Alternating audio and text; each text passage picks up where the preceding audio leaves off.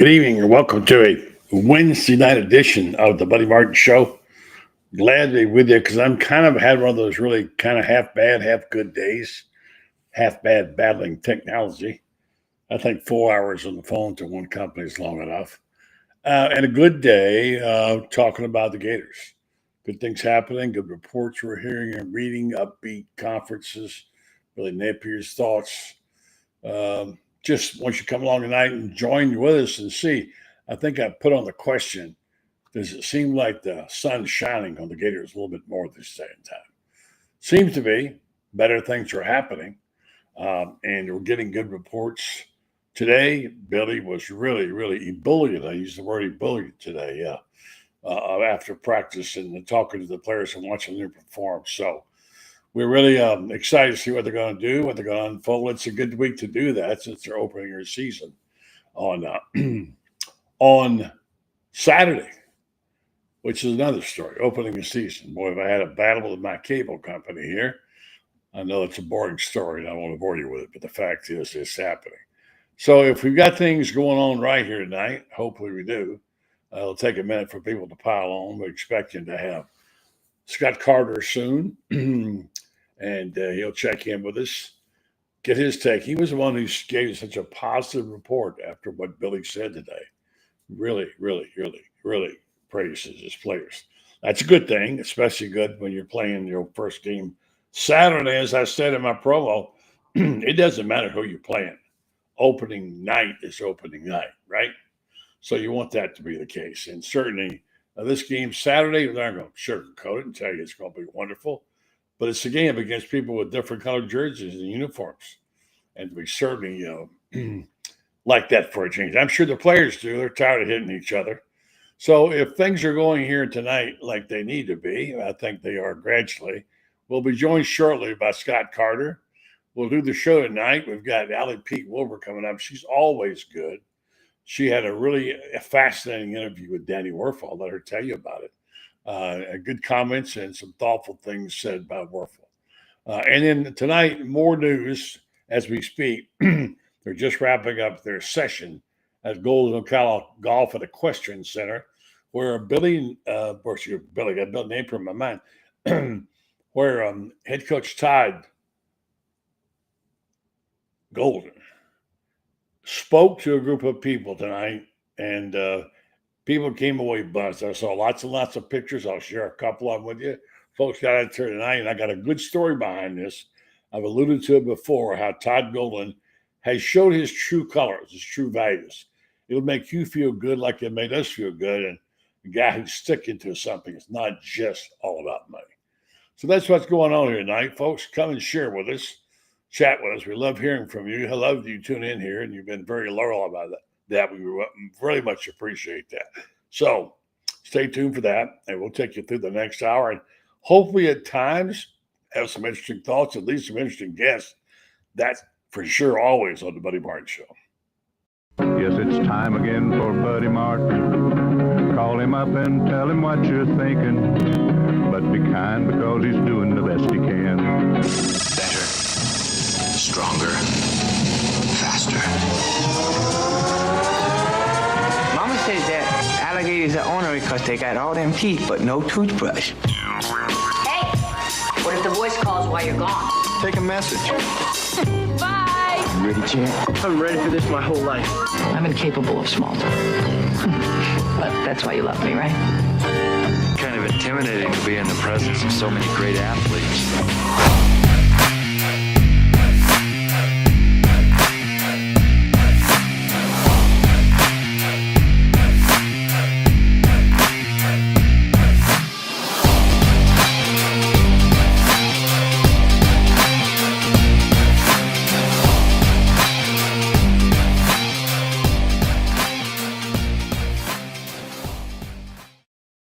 Evening, folks, and welcome to the Buddy Martin Show. As you know, if you watch this show, we're on usually 4 nights a week. Going to expand the program here this week, maybe next, and we'll be doing another version of this show for the folks in the Panhandle, where I live most of the time. They are often come into the show and watch it and listen to it. And we have a lot of crazy college football fans up here. and they join in and make it interesting. And of course, there's a mixture: Alabama, Auburn, and that school up north on the northwest of Tallahassee. But it's good. It's all college football talk right now, and got the schedule in front of me. I know it's going to be a busy, busy day. I've opted not to attend the Gator game. Let's see. Okay, thank you, Brendan. All right, thank you, Brendan. Yeah, and Brendan Martin is one of the ones who went out as a paying customer tonight to Golden, Ocala, where Todd Golden was speaking to the Gator fans. And there's such a good story behind that. You might have heard me talk about it earlier. I'm very, very pleased that he's picked up the Ocala Gator Tip-Off Club and my friends out there. And the one started by my friend Augie Griner many, many years ago, who was back in the day when nobody really cared much about Gator basketball. And they were very much appreciative of what Augie Griner did, because during the dark days when it rained, not literally, but times were tough, those Gator fans were from Ocala were the ones who went to the games during the week when nobody would go. So, and you're right, David Baldoff, it is football season. It's here. We've been waiting for it. I wrote in my column today that it's almost a cardinal sin to write about basketball when you got football taking place this week. And so I did that anyway. Because I wanted to share the stories with you about what happened to Todd Golden. I think it's really at a time right now when everything is about money. And I understand it takes money to drive a program. You've got to have money. But at a time like this, loyalty has gone out the window. Let's be honest about it. Loyalty has gone out the window. And it is because it takes money. And almost nobody can afford to be loyal to the fault of excluding themselves from a cash payday. But what Todd Golden did, and I'm going to share this with Scott, he may have heard it, may not, was that he walked into a situation where for a long, long time, a former Gator player had been so loyal to his school and had been Mr. Florida basketball in North Central Florida with a tip-off club second to none. Every Gator coach since Norm Sloan came and paid homage to Augie Griner and the Ocala Gator Tip-Off Club. They'd come 3 and 4 and 5 times a year and speak. And as a result, a cadre of Gator fans of basketball popped up there. And there were many nights in those midweek games when there were about 250, 300 people in those seats that wouldn't have been there if it wasn't for the Ocala Gator Tip-Off Club. And I know this guy knows it because he's been around, he's seen it. And the late Augie Griner was one of my dearest friends. And Billy, nobody loved him more than Billy Donovan. Billy Donovan loved Augie, and they did so many good things together, and it was fun. And so I was so pleased, Scott, when Drew Diddy told me that he had talked to Todd Golden and realized in the past years they'd had the Tip-Off Club there 4 and 5 times a year. They raised money for scholarships, and the old-fashioned way. And then it was a lot when you got 20,000. Today, it's a drop in the bucket. That bears by some hamburgers. But the story goes like this, is that Drew, knowing that it was tough for Todd Golden to fulfill the obligation with all the things he's got to do to raise money, gave him an out. And he went to Gainesville and said, I've got a check for $20,000 here. How do I make it out? Or do you want me just to give you this check and we'll get out of your way and let you do what you do? You don't have to come back to Ocala, and we'll disband the club if it's not needed, and we understand that. And Todd Golden said, "Oh no! I want to keep this club going. I want to keep it going. So everything is not just for money." And so they were so happy about that when it was announced.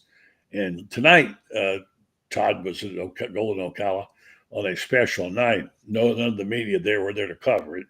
And he talked to the group. I can't wait to hear what my friend said about what he said. So Todd's showing his true colors, picking up a lot of momentum, and that's a fresh thing to have and good thing to hear, isn't it?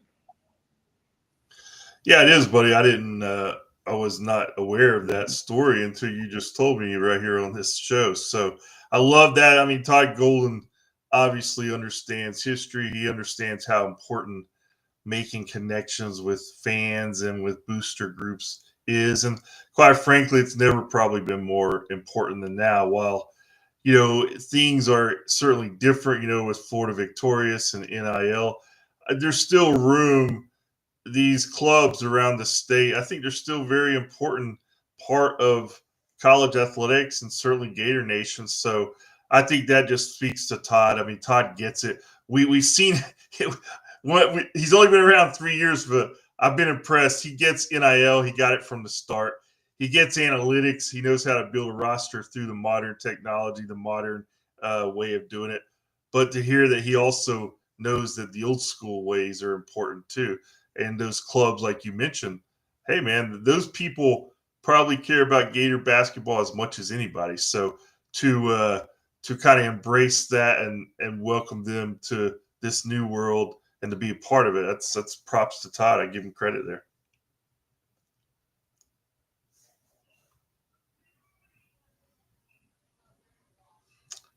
Buddy, I'm not hearing you.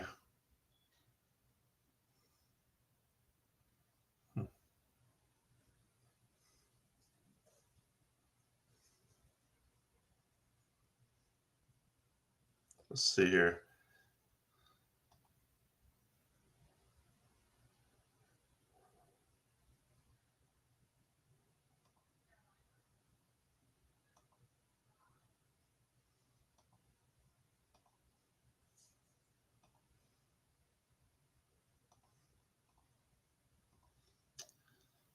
I heard you. Can you hear me still? I'm going to log off and come back.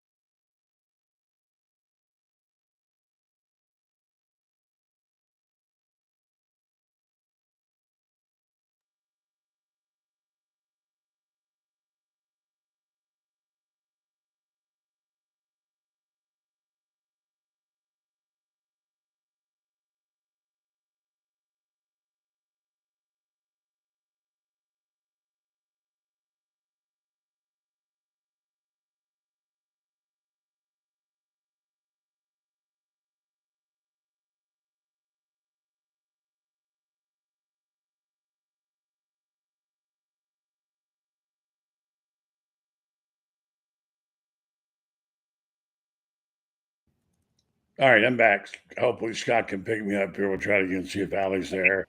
Allie, I'm here. I can hear you. okay, I don't know what happened. Let me get Scott back and see. All right, Scott, you got me now? Now I hear you. Yep. Okay, I'm sorry. I knocked myself off the air with my clumsy hands. I apologize. These plugs and wires are everywhere around here. But I was sorry. Thank you for being patient out there. And Allie, thanks for holding on. And good evening. Say good evening to Scott. Hello, Scott. How are you? Hey, you doing all right? I'm doing good. You doing all right? It's the week. It is Man, here. finally, I'm over talking season, and I get over it probably faster than a lot of fans do. But I'm ready for some actual games. Yeah, me too.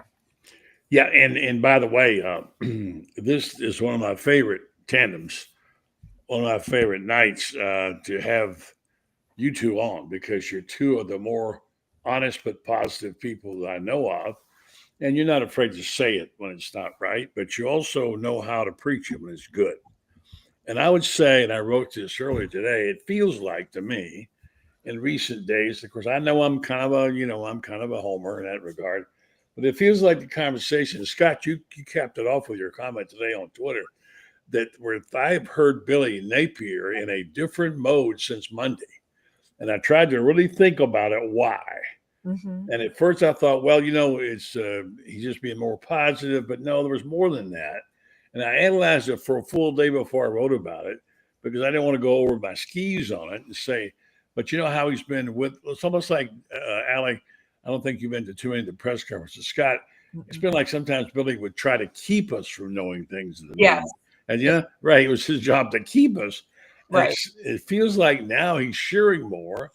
Yeah. And he's talking about players individually, which he didn't before. Yeah. He's letting people ask questions, and it's not so structured.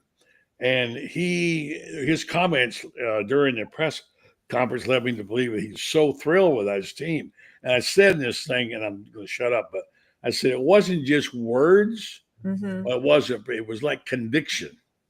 Yeah. He actually spoke with conviction. It's the difference in going to hear a guy speak and hear a guy preach. When a guy preaches with conviction, you feel it. So he didn't go over the top, and he didn't tell us a lot of things we wanted to know. But he did share and say to us, hey, I like this team. They're good. And he went through the rooms and named people again.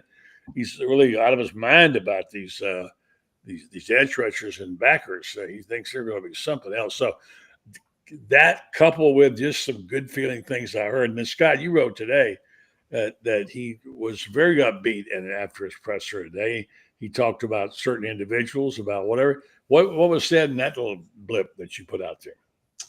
Well, this evening, I don't know if that's what you're referring to. Yeah. What about So one of the guys just asked him, if he had any kind of rituals during the game week or anything, and he just says, "Look, man, I love being in season. People bother me a lot less." And then he goes down. Today was an incredible day. He said that he had a goal line meeting, a red zone meeting, and some other meeting, and he had more meetings, and he had practice. It was a football geek kind of moment there. But he admits that that's who he is. He loves just getting his hands dirty in the film room. Loves teaching. Loves that part of the game that is out of the spotlight. I think that's probably what he loves the most about his job. So you could tell he's in his element today, and that was what that tweet was more or less about. You could just tell this is a guy, he's doing what he's supposed to be doing. Yeah, and I think it's like just going through the motions. We're bigger, we're faster, we're stronger, we got all those muscles. But hey, we're really good in this position. We really like these edge rushers. We like this, and it's not just hollow. It's just a hollow conversation. Anyway, it seems to me that he has been the most positive in a real way that at any time I remember hearing him talking in the last 4 years. Scott, you heard them all. Allie, you've heard a lot of them. What do you guys think? I mean, I think this is what you want out of your coach year 4. Yes, exactly. He preached patience. He preached building the roster the right way. So at this moment, he's handpicked 99.9% of this roster. And so I love that he feels good about the choices that he has made. We have given him the time to build it the way that he wanted to. And now, the proof is going to be in the pudding when they take the field. But it's not surprising to me to hear that he loves this team or thinks it's the best one he has, because he believes in his process, and his process brought us to this moment. But I try to be really level-headed when I look at these teams and the reports out of practice and different stuff. But I'll tell you what, I am excited for kickoff. I am excited to see what this team can do. I'm in no way predicting a national championship, but I just feel so many similar vibes to what happened in 05 and 06. And because I was on campus during that time, I relate to that time period, I think. And this team is special. I think their chemistry is special. So whether that results in wins, we're going to see. But I love the culture that's in this locker room. Well said. And I think he's proud of what he built. Yeah. And he used his own process to build it. And you look at the product as we can evaluate, Scott, we don't really know. But when you start talking about it, breaking it down and trying to be a little bit football geekish and looking at these rooms and these players we've seen, you say, damn, they got some ball players here. I mean, every room is, I wouldn't say stacked, but there's not a bad room in this hotel called Billy Napier. No, he's stocked the roster, as we've talked about, with the best, I think, since 6 years is what I've said, since 19. And again, what Allie says, the whole culture thing, you hear that, but when you see it, it's different than hearing it.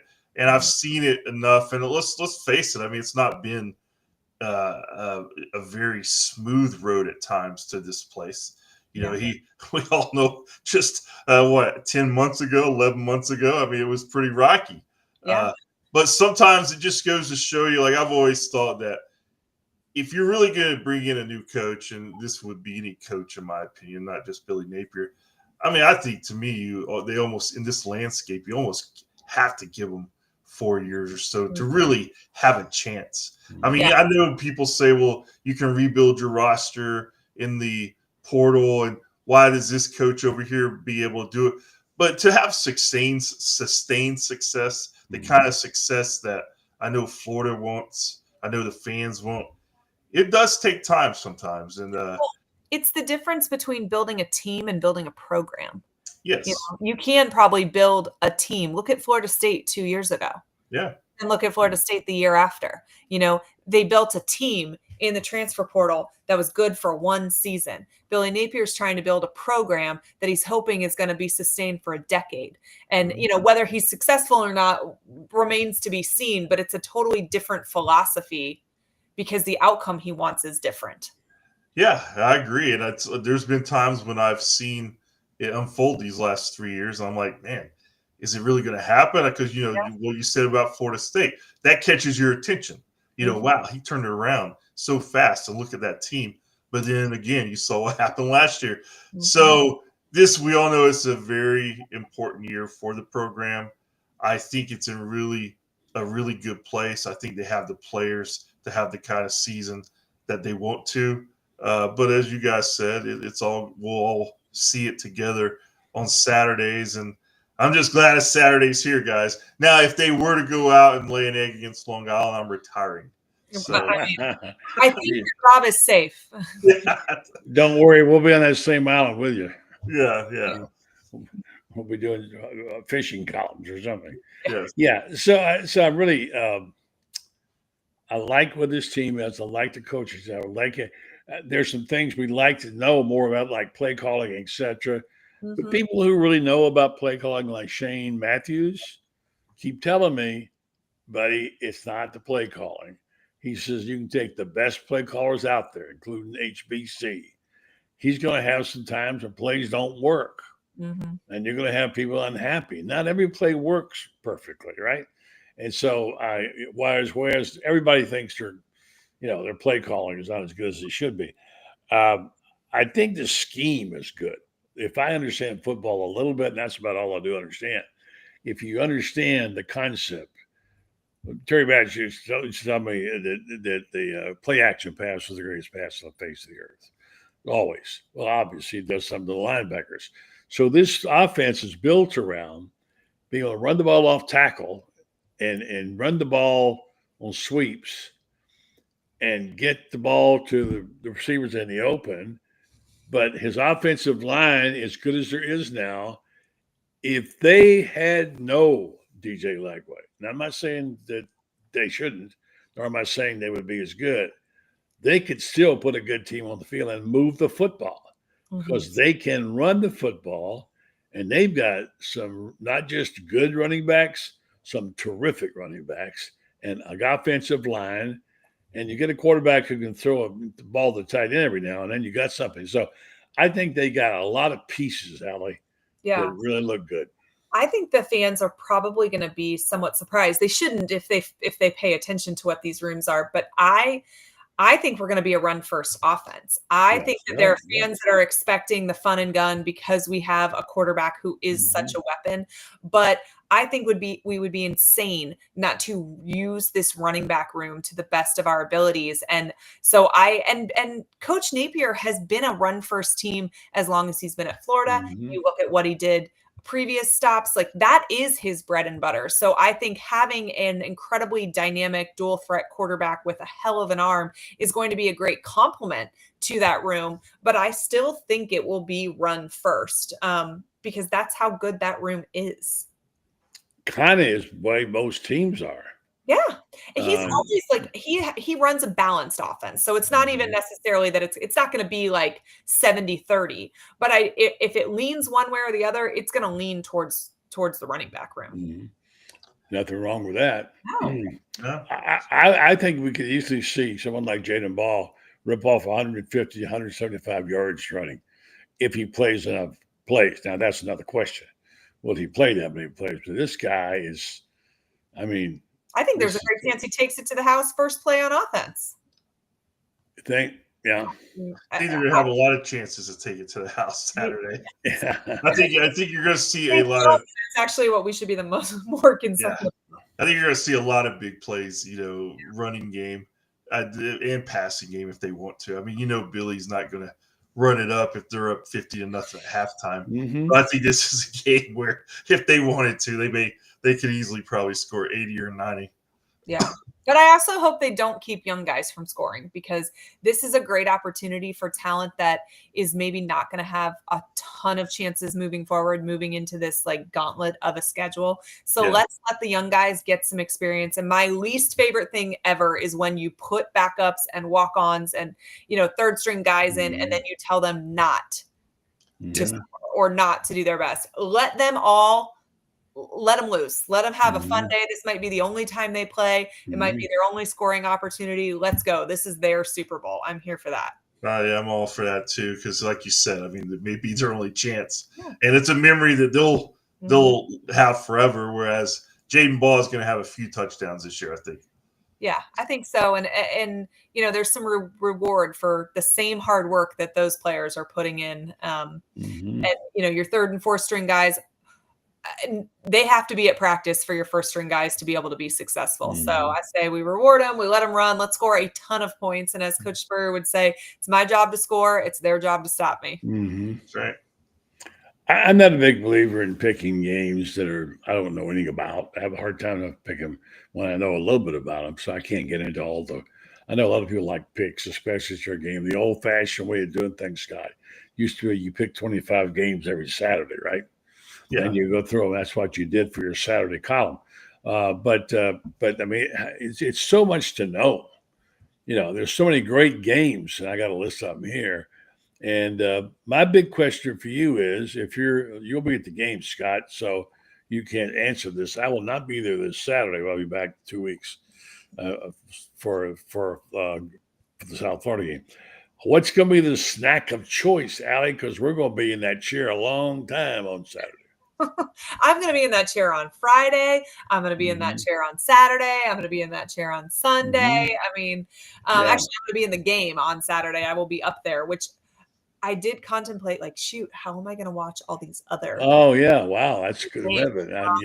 Time. But my children love when we buy, this is so redneck Southern of us, but we buy the giant cans of hot boiled peanuts and make them on our stove. My children love them. It reminds me of my childhood. We used to, when we would drive to Gainesville for the games, there used to be this little roadside stand in Ocala, and we knew we were getting close. It's still there, and it's called Ciders. I've known the people for 100 years. Well, we would stop every single time we would drive to Gainesville for a home game and pick up peanuts and eat it the rest of the way from there to Gainesville. We did the same thing many times. I do kind of smile when that's the snack of choice my children love.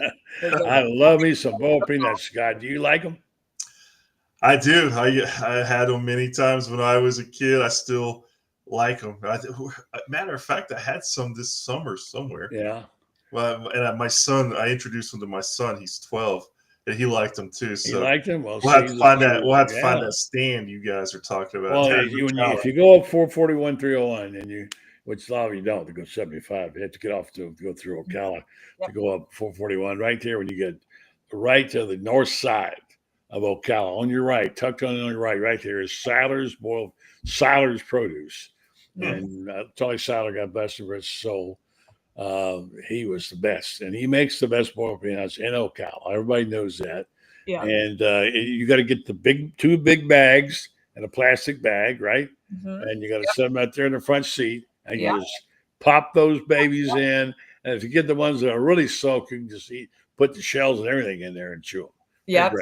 Dan Bond says boiled peanuts and mullet dip just past Stark from Jacksonville. And that is true, too. That's a Florida, Georgia tradition for us going that way. But when Eric played in the CFL, I made them for a tailgate before one of their games. Did you really? No idea what to do with me already. Like first game, I walked in cowboy boots and sundresses. I was the only person in the entire stadium not in a jersey. Like you could have played Where's Waldo with me. Like I'm the only person standing on my chair screaming. Everybody around is like sitting and golf clapping. Like no one had any idea what to do with me. But I made these, and every one of Eric's roommates, their girlfriends would come over. They were like, "What are those disgusting?" They smell terrible. Why would you eat? No, man, they don't smell. They smell great. No appreciation for hot boiled peanuts in Canada. And they like poutine. How's that work? Poutine, yes. Yeah. I mean, that's like that's almost like being a communist to say that. You know what I'm saying? They were like, could not fathom the idea of soggy peanuts. It was not for them. But. Dude, you just don't know what you're missing. As other people are saying online, they love them. Yeah. And here's several comments. I've tried to post a couple. Let's see what you got here, if I can get it off the screen. But yeah, it's all part of it. Let's see what. Yeah, we got a comment from Dan who says my family in Georgia used to bring monster boiled peanuts for UF to Georgia. Yeah, I don't know if they could be any better in the Georgia side than they are there in Ocala. And my friend Richard Barber, a classmate, is one of the peanut kings. And he sells a ton of peanuts. If you eat a payday bar, you probably eat Richard's peanuts. So we know about peanuts in Ocala. I love them. I was driving up to the SEC Media Day. It's been 3 or 4 years ago. Yeah. And I've been up through that way so many times in my life, up 75, and always saw the signs going over to Plains, Georgia, Jimmy Carter's hometown. Yep. I finally went over there, and I stopped there, and guess what? I got some peanuts. Absolutely, yeah. Yeah, and by the way, just so you know, folks, Robert, come on. You don't know. These things are biodegradable, okay? What do you mean don't throw the shells out the window? Well, first of all, you don't. You have a plastic bag if you go to a reputable peanut vendor and you put them there. But if you didn't throw them out the window, what does it hurt? It's biodegradable. It's not going to hurt anything. It's not littering, whatever. So anyway, Jamie Colette says y'all should try swamp cabbage and mullet. I've had swamp cabbage and I've had mullet, but not together. So we're talking redneck Florida food. Florida cracker food right here. Yeah, I know. And that's a bad word anymore, I guess. Right? I go down to, you guys ever been down to the Yearling restaurant south of Gainesville? Oh, yeah. Across Creek. One of my favorite places in the world. I go down there about once a year, and I always love it. Yeah. You know what they had there for years? I've been there in about 7-8 years. I used to go to meet Spurrier sometimes. He loved the catfish. But before he had his restaurant. But they used to have great blues players. I'm talking about legendary blues players from the woods in Northwest Florida. Their blues players were unbelievable. Yeah. And the roots go all the way back to Bo Diddley and those guys, back in the day. But anyway, yeah, so it's a lot of stuff there, a lot of culture, Southern culture. All right, let me give you guys, Scott, I know you got to go pretty quick here, and I'm going to bring in Carlton to listen in to while we're doing this because he's been out to the event tonight, and I want to talk about some of the games. Carlton's a little handicapper. You want to know out of him. He's sneaky good. Used to have his feature called Carlton the Doorman, where he picked all the games. Even to you, Carlton. How we doing, guys? Hey, Carlton. Remember that? I picked them all. I didn't pick them all correctly, though. But you took it seriously. You had formulas and all kinds of slide I rules. still do it. I have a ranking system I've been doing since 1984. I was in high school. Oh, my gosh. And me and a buddy of mine started doing it when Florida was going on probation. So we would have our own rankings. We didn't like and I kept doing it. And it's a kind of a computerized thing. I do it for fun now. But Florida's in my top 5, believe it or not, because I base it a lot on last year's rating, returning starters coming back, and whether your quarterback's coming back. And it loves Florida. It has Texas number 1.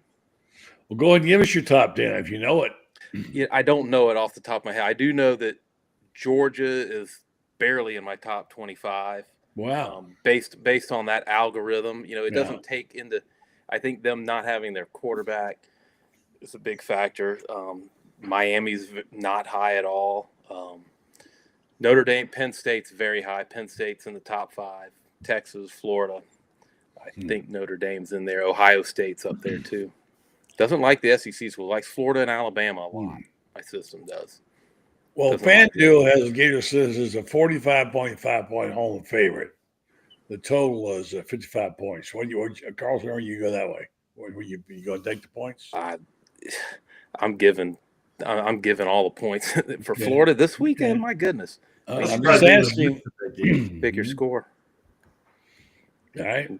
I got a whole schedule here. And, of course, we know Notre Dame plays Sunday against Miami. Mm-hmm. I think Notre Dame will. True Catholics versus convicts. I'm very excited. That's right. All very appropriate to be on a Sunday. I'm going with the Catholics here myself, but yeah. I got all the games here, the top 25, and there's Bonanza. It's the greatest opening Saturday I can ever remember in my lifetime. It's amazing. Yeah, and aside from the obvious Texas, Ohio State at noon, what are the 2 or 3 games that I'll be watching them all I can if my TV provider decides to let me be able to get. They've changed the rules here. There's where you can't get ESPN Plus anymore, and I'm having a struggle. I'm on the phone literally for a day and a half with people trying to figure out why, when they changed the way you get ESPN, you knocked off my ability to get ESPN Plus. So anything that's not on the regular network, I'm having hard. I might not be able to get the Florida game. I don't know. So that's going to tick me off. Anyway, so games that we want to see, that we would like to see, if you can only see 3 of the games, not kind of including Texas, Ohio State, what games will we pick? Who wants to go first? I'll go because I got a weird one, I think. I'm really curious about that Auburn-Baylor game. Okay. That game being, at Baylor, a tough start. Hugh Freeze needs this.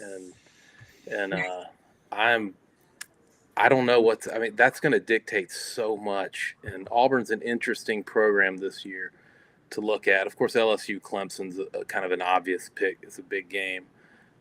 I don't really know what other games besides Auburn Baylor just intrigues me to no end. Well, it looks like you might get it on TV, but the split they had with the 2 networks looked like it was threatening some people to be able to see that game. I'm told. I have my own problems. Here's one you got to think about: Clemson, LSU. Number 4, Clemson. And I would think it'd be on my list. Would it be on your guys? It's absolutely on mine. I think these are 2, playoff hopefuls. Everything that you hear about Clemson is, I think everybody's really high on them. It's interesting because Dabo kind of changed his stance on the transfer portal a little bit. He's dipping his toe in, so to speak. And, I'm interested to see the outcomes there, but you have 2 returning veteran quarterbacks, 2 really good head coaches. And, we have no idea what we're going to get from LSU because their entire team is essentially built out of the transfer portal outside of Nussmeier. So I just think that one is intriguing. Plus the Death Valley versus Death Valley, Tigers versus Tigers. I think there's a lot of cool storylines. Mm-hmm. Scott? Well, I'm looking at the schedule here. The Duquesne Pittsburgh guy. I'm just joking. This is weird. It's not even on Saturday. I've become kind of a closet Colorado observer, and I'm curious to see what they look like without Deion's sons, and Mm-hmm. maybe that they open against Georgia Tech. Mm-hmm. I'll be watching that game on Friday. I don't know. I don't know if anybody else cares about that game, but Yeah, it's Friday games. Why not? I kind of like that game. I mean, the one that I'm wanting to watch, like everybody else, is Texas Ohio State. Yeah. I mean, that's the one, and I just hope Ohio State's probably my least favorite program, so I'll be a Longhorn that day. I'm going to tell you folks about, I forgot my sponsor, but I want to go ahead and say the other game that I think that I want to pay attention to, just because I want to see how big regress or progress is the Florida State game. Mm-hmm. And they're 13.5 point underdogs to Alabama. They could get hammered. And if they do, but it's changed the whole complexion of what's ahead for Mike Norvell. That's for sure. So, all right, let me do this real quick. I want to tell folks, remind you this program is brought to you in part by our friends at Meldon Law. Jeffrey was at the today of Golden Ocala for the Todd Golden deal. I saw him there. In fact, I got a picture of him someplace there, and he's very happy about that. They are very happy also to serve you in law. We get talking about Florida and about all the things going on there, and we forget about the fact that that there's law involved here. If you need a lawyer, I can only say to you, do what many of us do, including myself. That is to get a hold of Meldon Law at one of the locations, Ocala, Gainesville, Lake City, or Wilson, and ask them for help. And if they can't do it in their office, and chances are they can, they also expanded to 50 people now from 12, and they also have an office in South Florida. They will direct you someplace where people can help you. And of course, there's no bigger Gator than Jeffrey. He loves the Gators. Everything he talks about does. His money, he's done great things for the school. Sponsors this program and does other things. Meldon Law, they want back down. Other games. You got any other games we want to look at, guys? USF Boise State. I think that, Boise State is a playoff team. We get a look at what Alex Golich has done with another year under his belt at USF, and it's our opponent the next week. So I think that game's intriguing. Right. I'm kind of intrigued by TCU at North Carolina with Belichick and see what happens there. I think TCU's probably a prohibitive favorite. I don't know. I haven't seen the line on that, but I'm going to have an eye on that one too, I think. Mm-hmm.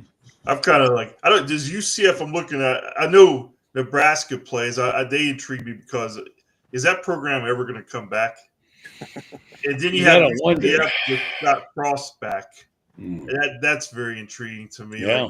It just, I think he'll probably do well again there. I just have a feeling he will. Well, he's going to need to.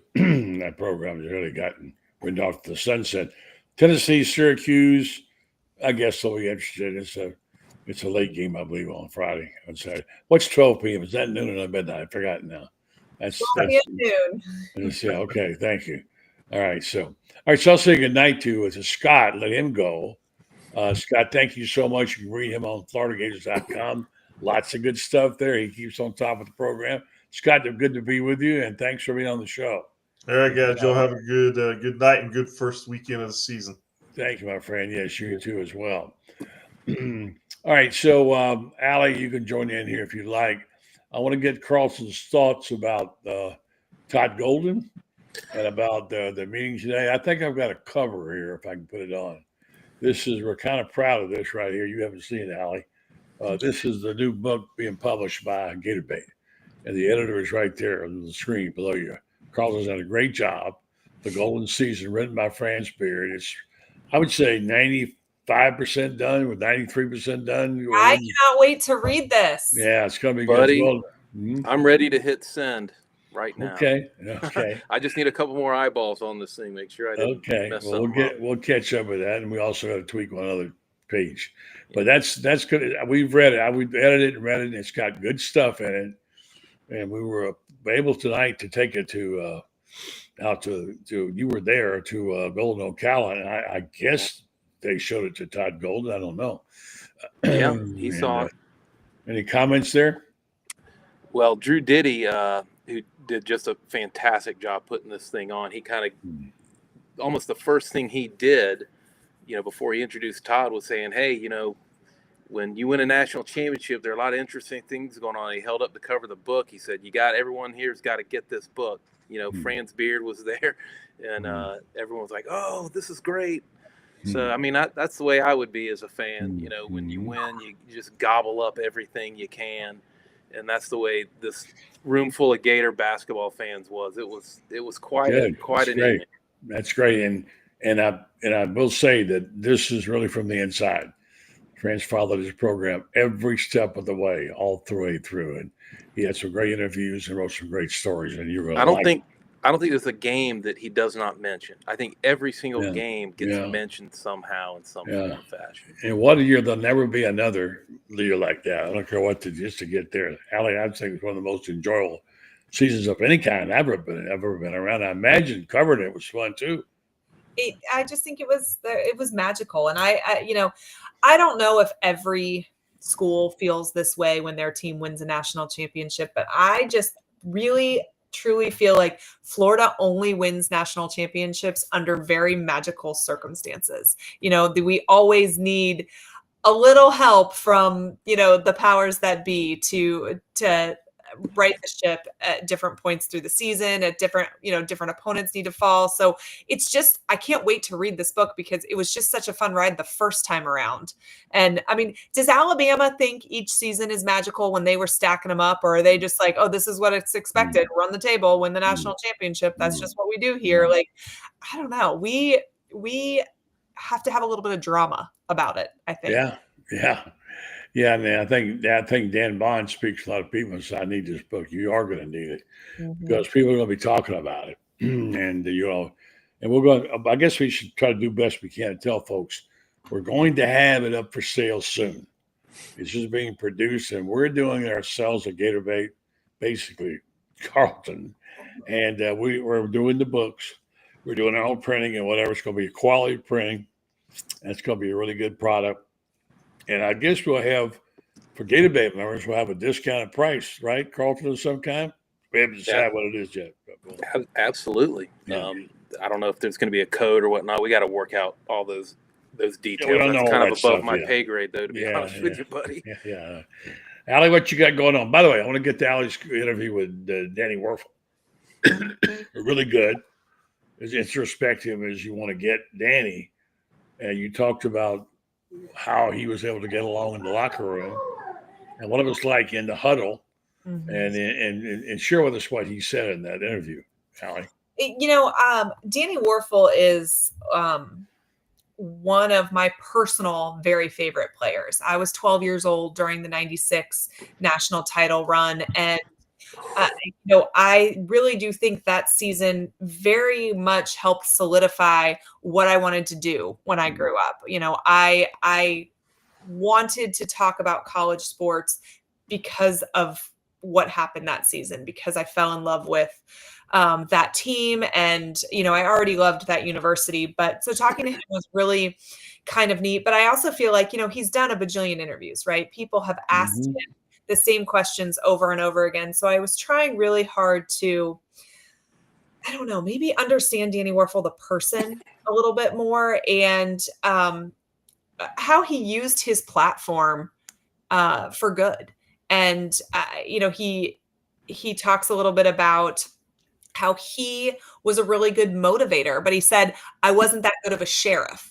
So his way of controlling the locker room and leading that team was very much by example, not by the words that he said necessarily. He motivated his teammates, but didn't necessarily correct his teammates. And he talked about being in a locker room with a lot of guys who are really strong leaders, but led in different ways. And that's part of what made that team special. And he also, talks about how a football locker room is so incredibly diverse. You have kids from all different socioeconomic backgrounds, all different ethnic backgrounds, all different belief systems. And the successful ones figure out how to blend all of that into a winning culture. But he talks about how that also translates to business. And, if you are able to find the things you have in common, as opposed to, dwelling on the things you don't, you can really understand people and lead people. And it's a lifelong skill that he took with him. And I find that really interesting. We talked a little bit about the locker room. He talked about how they had invented this game called stickball when they had time in the locker room. He's like, it was before NIL. And so we used to trade our Gatorades because we would only get a few Gatorades a week. And then we had water after that. So that's what they would do. They would gamble these games with their Gatorades. But I found it so funny because Eric played stickball in that locker room, 10 years later. And he would come home from practice talking about, oh, I lost my protein bar at stickball. And then my brother, 5 years later, used to talk about his stickball games. And so to hear that this game was created by James Bates and Danny Warfel and Lawrence Wright is just so funny because I bet they still play it in the locker room right now. They're probably gambling, with their cars or something. It's not their extra Gatorades. But it's the ties that bind. It was really neat. It was really cool to hear from him and just the things that he's done to change other people's lives and allowed other people to change his too. He's just such a special person, I think. I think Carlton will be the first to tell you stickball was not invented there. Stickball was a big sport in New York. Willie Mays played in the streets growing up, and it's a different kind. Well, we lived down in Brandon. The same point. Stickball. It was like, or no, corkball. Yeah. Is what they played with a stick, and they would wrap a cork up and you'd play that. Well, he said they had like a broomstick in the locker room that they would like wrap with tape, and then they'd make a ball out of tape, and that's what they would play with. They have. That's what they did in New York. But I don't know if it's tape or not. That's many stickball stories in New York City about players that play in the streets, especially in the Bronx. But that's interesting stuff. All right, Allie, do you want to tell us what else you got coming up on your podcast? Well, tonight, right before jumping on here, I went live to kind of preview this game. Obviously, not a ton that we can tell you about LIU outside of the fact that, let's hope we don't see any red flags during this game. Just play your game. Let's play everybody we possibly can. Let's come out of it injury-free and move on, to the next. But tomorrow I'm dropping a video with Chris Doring. He came on with me a couple days ago, and so we've kind of broken that up into some segments. The one tomorrow is his thoughts on DJ Lagway. So, lots of exciting things coming down the pipeline. Allie, great stuff. And tell them about your podcast, where to find on YouTube, A Peek Inside Gator Football. You can also find me on Twitter or X. I never really will call it X, probably. I know, stuck in my ways, but it's at Allie _ Peek. And come argue with me. Football season is upon us. We can really dive right into this. Sounds great. Thanks, Allie. Great stuff. I'll talk to you guys later.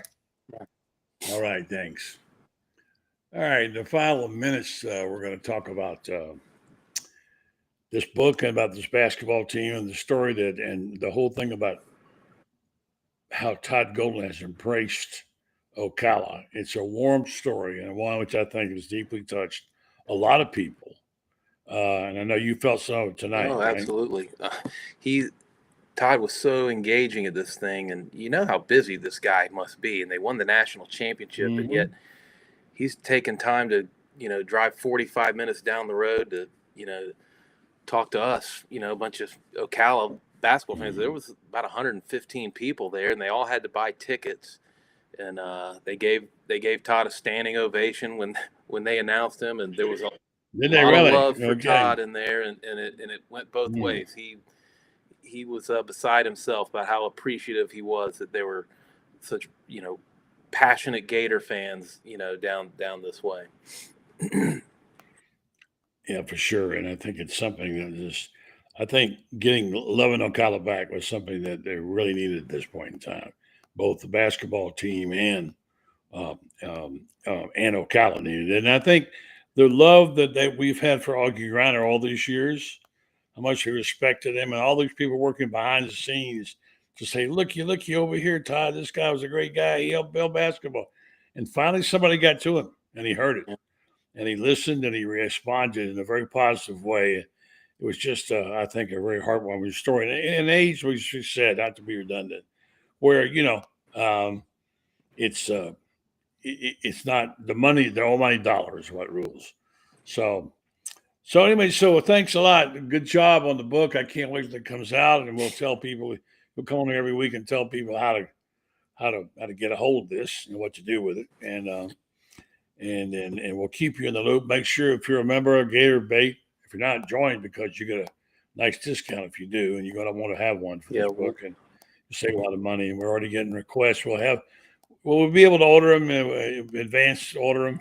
Yeah, I had people coming up to me at the Todd Golden thing at the tip-off club already saying, "Put me down for 2 books," and so it's. I hope they email me to remind me. I wrote down all the names. Yeah. Yeah, for sure. And that's all right. Well, thanks a lot, man. I appreciate it. Thank you, buddy. And good job. Keep up the good work. I can't wait. October. We're looking at October. I think looks good. Let's do it. Okay. All right. Thanks, okay. Carlton Reese. Good night, buddy. Again. Night. Thank you. All right, so folks, I'm going to wrap it up here with some conversation about Titan MRI, and I don't even really need to have a copy because I know it so well. I know Titan MRI is a very expanding business and one that's been very popular. They have a lot of history there in the area. Now they have 4 locations to serve you, growing all the time. In addition to the fact that they've got one in Millennium Center, they've also got one in Lake City. They're going to have one in Ocala soon, and you can get it. Think about it as you can custom make your own trips to get your CAT scans and your MRIs. And one of the things, if you had MRIs, and I've had a few, you don't like getting in that tube, especially if it's small. Well, they have bigger tubes for you where you can get in there and breathe and not get claustrophobic. That's a big thing. And you're going to be in there 20 minutes or so, and it gets a little rough on you. And if you have one of those people who have a problem, this is the place to go. And the other thing is, if you work all day, you can't get off and go get your MRI, well, they'll make an appointment for you at night if you want to go there and to make it easier. And they have it down that will take your insurance if you need it, or they have a self-pay plan that you can enroll in and be a part of that as well. And they want you to know they're about the customer and customer service. Titan MRI and imaging, and they will take care of your business now. Soon to come into Ocala. Thanks for a great show tonight, folks. Appreciate it. Sorry about the technical problems, but we got them all resolved. And we had a good group of people, Scott Carter and Alec Pete Wilbur, and, of course, Carlton Reese. And thank you for that. And stay tuned for more information tomorrow night. We'll have on the book. We'll keep you informed on that. So we hope you'll stay with us and continue to come back. And we love doing the show. We love doing the show for you and with you. And we love your comments. So you log on there. We have some good comments too as well for that.